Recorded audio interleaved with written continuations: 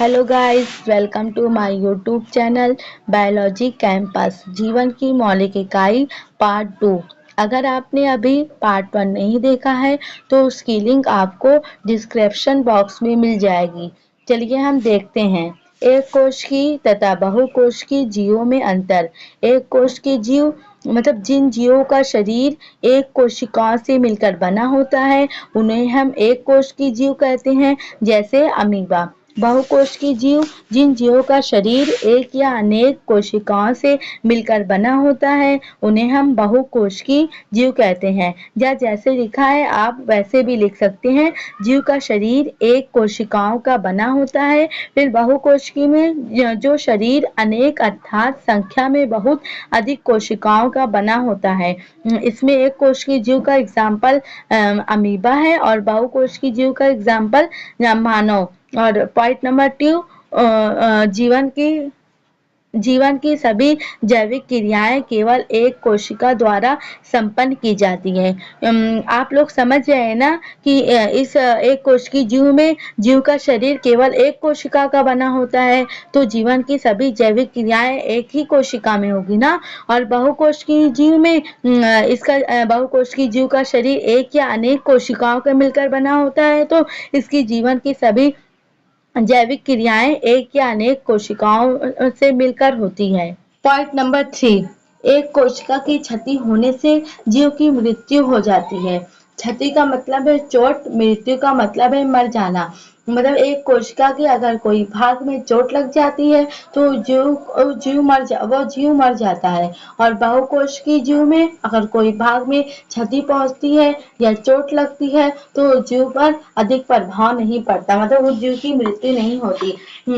जैसे हमने आप लोगों को आगे बता दिया है कि बहुकोश की जीव में मनुष्य आते हैं। हम लोग जैसे मनुष्य का एक्सीडेंट होता है तो अगर काफी मात्रा में चोट लगी तो उस जीव की तो मनुष्य की मृत्यु हो जाती है। अगर कम मात्रा में चोट लगी तो मनुष्य की मृत्यु नहीं होती है। और जो एक कोशिकी वाले जीव है उसको अगर छोटा सा कट भी लग जाता है तब भी उन लोगों की मृत्यु हो जाती है। नंबर 4, एकमात्र कोशिका जनन में भाग लेती है।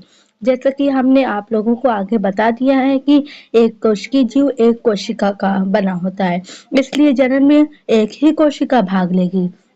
और बहुकोश की जीव हमने आप लोगों को बता दिया है कि बहुकोश की जीव एक या अनेक कोशिकाओं से मिलकर बना होता है, इसलिए जनन में बहुत सारी कोशिकाएं भाग लेगी। मतलब जनन में केवल विशिष्ट कोशिकाएं भाग लेगी। विशिष्ट का मतलब है बहुत सारी। कोशिका की आकृति तथा परिमाप। आकृति बनावट को कहते हैं, परिमाप मापन यानी मापने की इकाई। वृद्धि तथा कोशिका में कोशिका विभाजन के कारण कोशिकाओं की आकृति में परिवर्तन होता है। कोशिका अनेक आकार की हो सकती है, जैसे अंडाकार, दंडाकार, बहुफलक आदि। कुछ कोशिकाओं का आकार बदलता रहता है, जैसे एक कोश की जीव अमीबा। और कुछ कोशिकाओं का आकार स्थिर रहता है, जैसे तंत्रिका कोशिका। और कोशिका 3 प्रकार की होती है, जैसे सबसे बड़ी कोशिका शुतुरमुर्ग का अंडा होता है, और सबसे छोटी कोशिका माइकोप्लाज्मा, और सबसे बड़ी कोशिका तंत्रिका कोशिका जो मनुष्य में पाई जाती है। आप ऐसे भी लिख सकते हैं जैसे आपको स्क्रीन में दिखाई दे रहा है, या आप ऐसे भी लिख सकते हैं जैसे मैंने आपको समझाया है। चलिए हम अब कोशिका के प्रकार देखते हैं। केंद्रक की उपस्थिति के आधार पर कोशिका 2 प्रकार की होती है, प्रोकैरियोटिक कोशिका तथा यूकैरियोटिक कोशिका।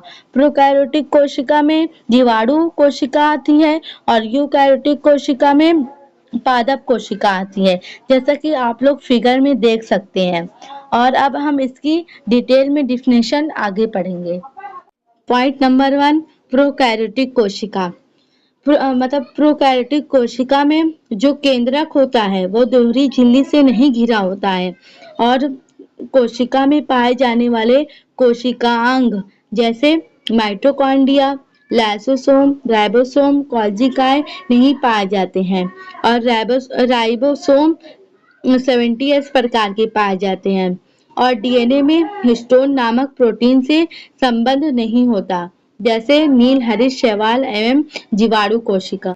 यूकैरियोटिक कोशिका प्रोकैरियोटिक कोशिका का जस्ट अपोजिट है। यूकैरियोटिक कोशिका में वह सभी चीजें पाई जाएंगी जो प्रोकैरियोटिक कोशिका में नहीं होती थी। यूकैरियोटिक कोशिका में केंद्रक अपने चारों ओर थोड़ी झिल्ली से घिरा होता है और उसमें नहीं घिरा होता था।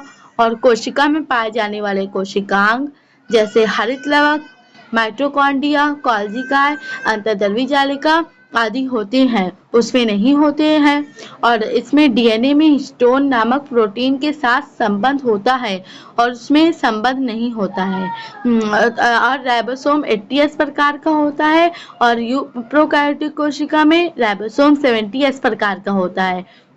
यूकैरियोटिक कोशिका का एग्जाम्पल सभी पादप एवं जंतु कोशिका और नील हरित शैवाल एवं जीवाणु कोशिका को अगर आपको मेरी वीडियो पसंद आई है तो मेरी वीडियो को लाइक करें और मेरे चैनल को सब्सक्राइब करें और बेल आइकन प्रेस करना मत भूलिएगा।